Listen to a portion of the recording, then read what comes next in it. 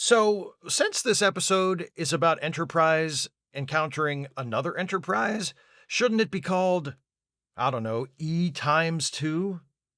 Or 2E? Or E plus E? Because E squared means E times E.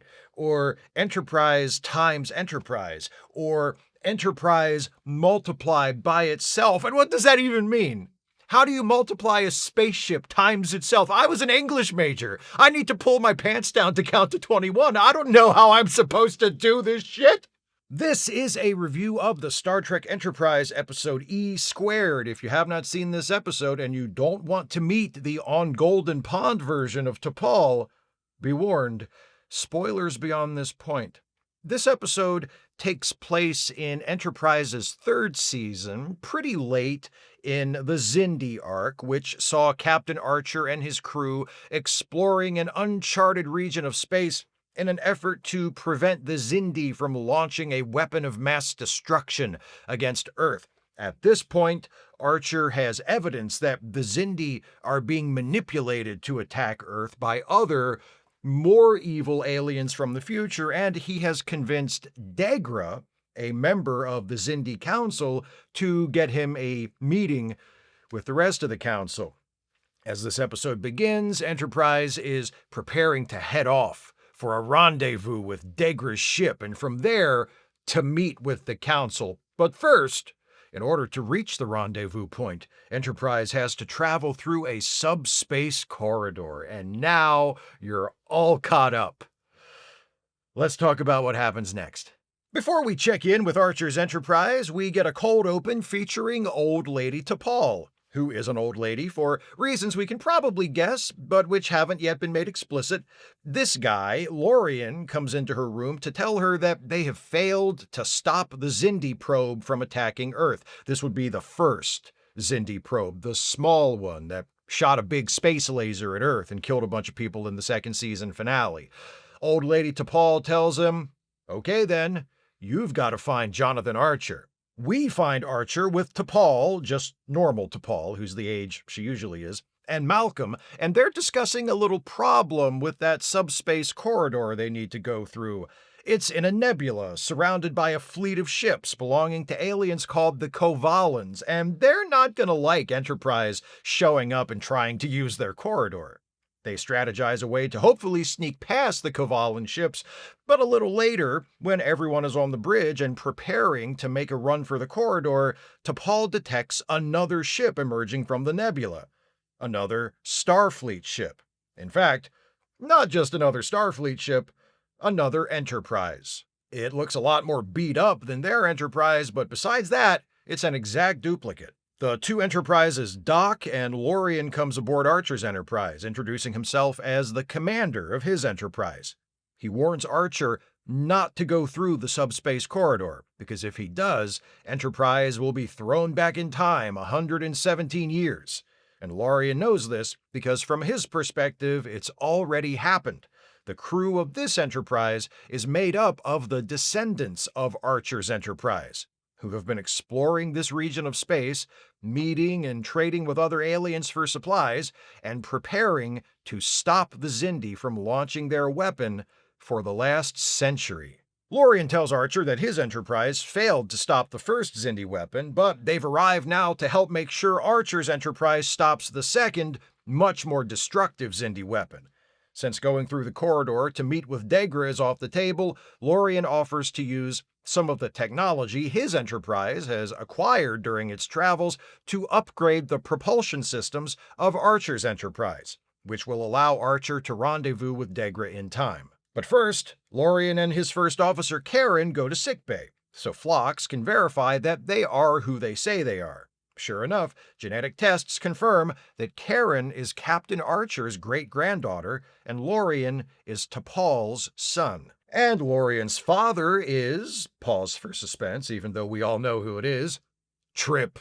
I should also remind you that at this point in the series, T'Pol and Trip have hooked up, and now things are weird between them. The crews, get to work modifying Enterprise's engines. Lorian helps Trip in engineering, and they have one of those awkward father-son chats where the son is talking to a younger version of his father who, from his perspective, has been dead for decades. Archer meets with old lady T'Pol, who is glad to see him. This version of T'Pol is a little gentler, having learned to embrace her emotions to a degree.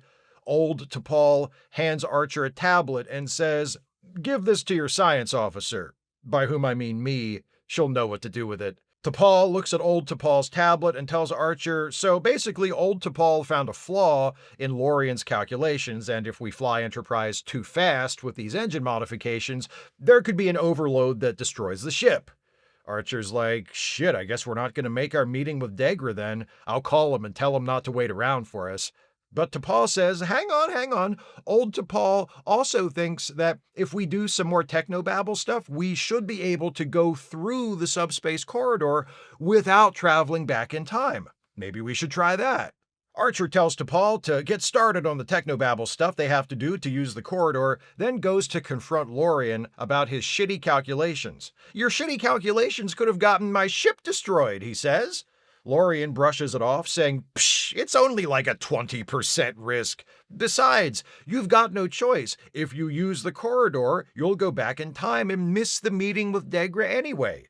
Archer tells Lorian about the technobabble stuff they're going to do in order to use the corridor safely, and then tells him to get some of his Enterprise's crew to come help them finish the technobabble stuff in time. Lorian goes to see old T'Pol, his mom, and he's like, why'd you have to go and tell Archer about the 20% risk in my shitty calculations? God, I knew I should have left you in that seedy nursing home we found on Krebulor 5. Old T'Pol tells Lorian, you're letting your human side get the better of you. And Lorian shoots back, maybe you'd be more concerned if the Xindi were going to blow up Vulcan instead of Earth. And old T'Pol should have said, motherfucker, at least I've been to Earth. You grew up on a spaceship, but she doesn't say anything. She just lets him go. I guess maybe she's tired or something. She is pretty old. Lorian meets with Karen and says, okay, Archer's gonna botch this whole deal, so new plan, we're gonna steal the modified engine parts from Archer's Enterprise, stick them in our Enterprise, and we'll rendezvous with Degra, and I'll meet with the Xindi Council and explain everything myself. So, Lorian and some of his men do that. Trip catches them stealing the engine parts, and he's like, you don't want to do this. Son, my darling boy, listen to your old dad. And Lorian shoots him. See, that right there is why I don't have kids. You raise your child, and sure, maybe you're not the perfect parent, but you do your best, and what happens? How do they repay you? By shooting and stealing spaceship engine parts from your younger self like the ungrateful whelp they are. On the bridge of Archer's Enterprise, they've noticed the stolen engine parts. They also notice Lorian's Enterprise preparing to jump to warp and get away.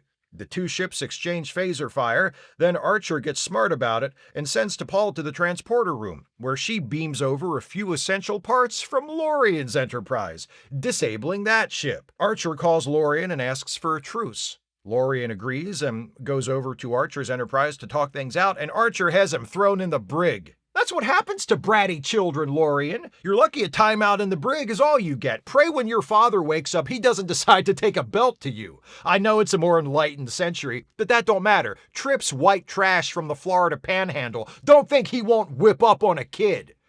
Especially one that's 100 years old. Lorian explains to Archer that he failed to stop the first Xindi weapon from reaching Earth because it turned out the only way they could have stopped it was to set a collision course with the probe. And Lorian couldn't bring himself to sacrifice his crew. So, since then, they've been focused on preventing the second, even deadlier Xindi weapon from being launched. Lorian swears not to allow his emotions to affect his judgment again. He will do whatever is necessary to stop that weapon and save Earth. Archer releases Lorian from the brig, and despite his misgivings, Lorian agrees to use his Enterprise to help Archer reach the subspace corridor. While they complete the modifications to Archer's Enterprise, T'Pol drops in on Old Lady T'Pol for some advice on how to make sure they don't go back in time this time. Old Lady T'Pol gives her plans for a device that should help with the technobabble stuff, then says, so how's Trip? You riding that dick yet or what? T'Pol's like, ew, no, gross. Trip? Gross. Old Lady T'Pol says, listen, Trip can help you deal with the emotions you're experiencing as a result of the drug habit you developed earlier this year that you're still recovering from, that Steve hasn't really dealt with in this recap because it's not super important to the plot of this episode. So if Trip makes himself available for future dick rides, which, trust me, he will, take that ride, girl.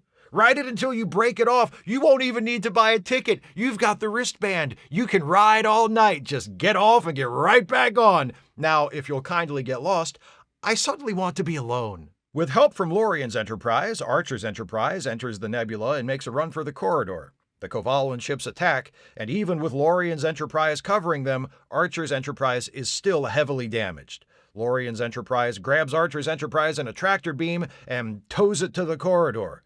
Lorien's Enterprise continues to battle the Kovalans as Archer's Enterprise is released and coasts into the corridor. The last we see of Lorien and his crew, they're surrounded, taking heavy damage, but fighting on. Archer's Enterprise makes it to the other side of the corridor in one piece and still in the right century. The technobabble stuff worked. They wait around for a few hours hoping to see Lorien's Enterprise follow them, but there's no sign. T'Pol tells Archer that it's unlikely Lorien's Enterprise survived, since it was outnumbered by the Kovalans. Archer suggests another possibility. Since they made it through the corridor without going back in time, maybe Lorien's Enterprise has been erased from history, like they never existed. T'Pol says, if they never existed, why do we remember them? Archer's like, are you seriously asking me to make this make sense? Hoshi calls Archer to the bridge. Degra's ship has arrived for their meeting. Degra calls Archer on the view screen like, hey, you're early. Archer gives him a look like, yeah, that's darkly humorous in light of our recent experience, I'll tell you what. And that's the end. I included E² in this wacky aging batch because of the presence of the time-displaced old lady T'Pol, but I could just as easily have included it in a time travel-related batch instead. The premise is a direct lift from the Deep Space Nine episode Children of Time, which I've reviewed previously. In that episode, as in this one, our heroes encounter their own descendants, who explain that they exist because the hero ship will soon be thrown back in time. In the Deep Space Nine version, the drama of the episode is rooted in the moral dilemma faced by the heroes. Now that they know there's an accident in their near future that will send them back in time, do they avoid it and erase all their descendants from existence? Or do they allow it to happen to preserve the existence of the descendants? In the Enterprise version, such a moral dilemma isn't even mentioned until the very end of the episode, and when it is, neither Archer nor T'Pol seems nearly as troubled by it as Captain Sisko and his crew were. It's treated more like a curiosity, a puzzle to be solved. If they never existed, how can we remember them? To be clear, I'm not knocking E² for treating the possible erasure of Lorien and the other descendants that way. I presume one reason why that moral dilemma doesn't figure into this episode is that the writer, Mike Sussman, a prolific Star Trek writer with dozens of Voyager and Enterprise episodes to his credit, knew how similar this premise was to Children of Time and didn't want E² to feel like even more of a retread than it already necessarily would. That's a smart decision. In this version, the focus isn't on the existence of the descendants, but on the conflict between our heroes and their descendants over how to proceed in order to have the best shot at stopping the Xindi from destroying Earth.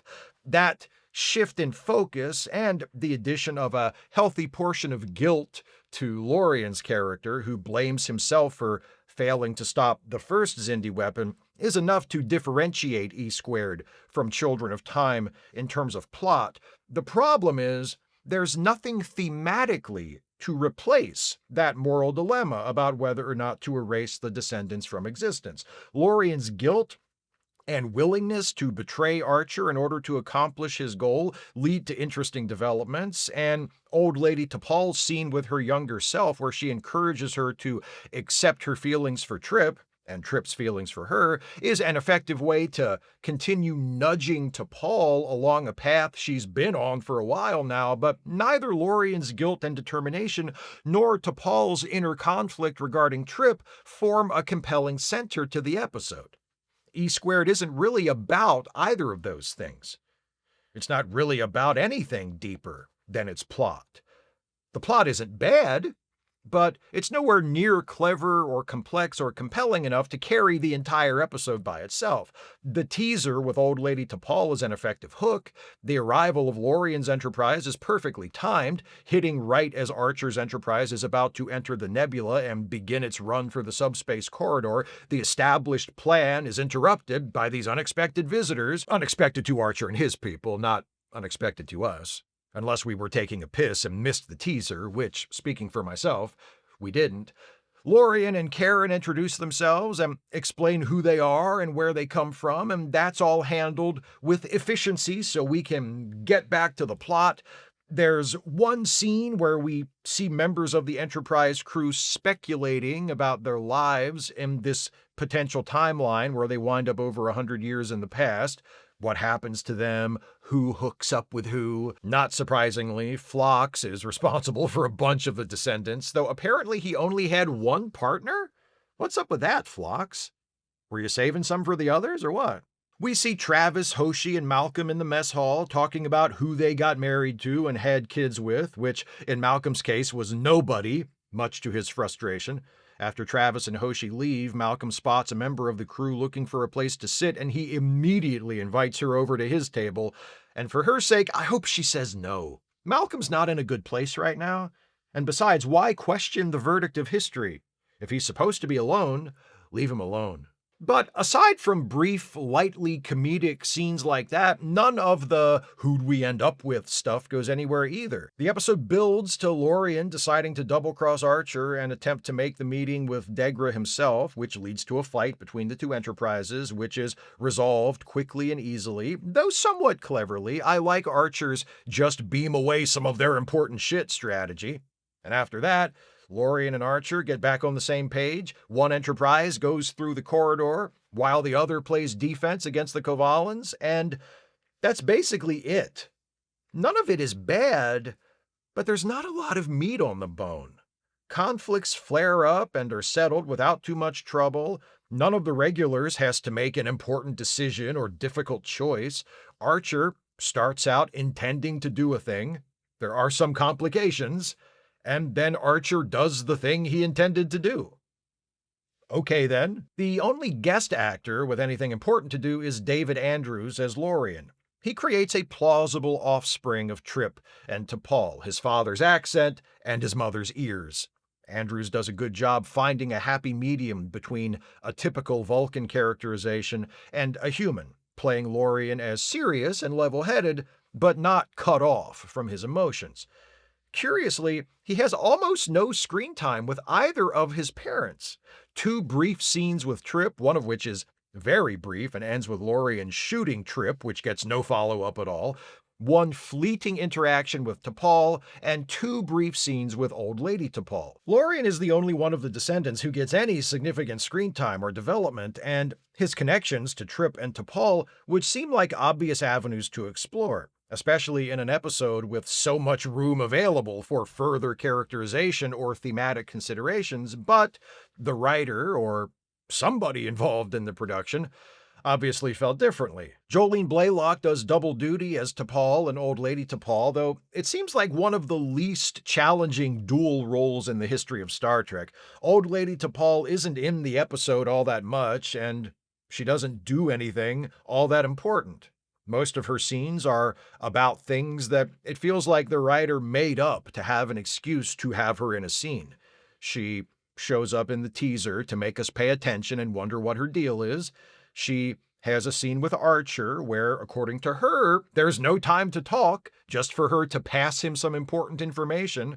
She has that scene where Lorien yells at her for warning Archer about the engine overload risk. Not much to that one either. And she has her big scene with her younger self, half of which involves the two T'Pols talking about technobabble stuff, and the other half involves them talking about things they and we already know. I wish Old Lady T'Pol really had told T'Pol to go ride Trip's dick, like I said in my episode summary. What she actually says is, follow your heart, which, okay, thanks, cliche dispensing grandma. I'm glad we got to visit. I gotta say, the old person makeup they stuck on Blaylock for this is maybe the worst old person makeup I've seen in this batch of reviews. When making younger actors up to play elderly versions of themselves, the makeup department does tend to do too much as a rule, but this old lady T'Pol makeup is just way, way too heavy, even by that standard. In straight on shots like this one, she doesn't look terrible, but from other angles, she looks like a monster. I know she's supposed to be 200 years old or whatever, but is she okay? Did she get zapped with force lightning by the Emperor from Star Wars at some point? Just give her gray hair and some wrinkles. Is the full Mission Impossible old lady mask really necessary? In terms of her performance, Blaylock is fine as old T'Pol. Her physicality is convincingly stiff and frail without going overboard. She leans a bit too far into a theatrical old lady voice for my taste, but it's not terrible. She also imbues the older version of T'Pol with a subtle warmth and touches of loneliness and regret, all of which work very well, and again, without doing too much. The real problem with the character is that she's just sort of there, because we expect her to be there. She doesn't do anything all that meaningful to the story. She facilitates some plot stuff and has conversations with Archer, Lorien, and her younger counterpart that even the episode itself doesn't seem all that interested in. If I were Jolene Blaylock, I'd be pissed. You want to wrap my head in latex? You better at least give me some shit to do. Otherwise, just cast an old person who kinda looks like me and let them hand Archer the thing and get yelled at by their unappreciative son. E Squared is written by Mike Sussman, as I said, and directed by Roxanne Dawson, who, besides playing B'Elanna Torres on Voyager and directing a couple of episodes of that series, also directed 10 episodes of Enterprise, this one being her second to last.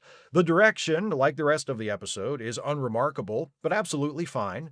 If you feel like watching the episode, you probably won't hate it. It's pulled off with competence and professionalism, and there's nothing about it anyone involved should be embarrassed about. But seeing as how the episode before this one ends with Archer and Degra agreeing to meet so Archer can speak to the Xindi Council, and the episode after this one begins with Archer and Degra meeting and preparing to go to the Xindi Council, E Squared, lacking any qualities that demand it be watched for its own artistic merit, can just as easily be skipped entirely. Just like Lorien and the rest of the people aboard his version of the Enterprise, which may or may not have been either destroyed in battle or erased from history, you'll never miss it. Those are my thoughts on E Squared. What do you think of this episode? Please share your thoughts with me in the comments. If you'd like to support this channel, and I sure wish you would, if you can afford it, you can do so by becoming a patron at patreon.com/Steve Shives, becoming a channel member by clicking the join button, or by making a one-time gift by clicking the thanks button, or via PayPal or Venmo. Links are in the description. That does it for this batch of reviews of episodes featuring age-related hijinks. Please join me next time as we begin a brand new batch with a brand new theme. The theme of the new batch is Hijacked. Episodes about the ship or the space station being captured. The first episode I'll be reviewing in the Hijacked batch is one from Season 2 of Star Trek The Original Series, an episode titled By Any Other Name. That's the title of it. It's not called by another name. Anyway, that's next time. See you then. Thanks for watching, and take care, everybody.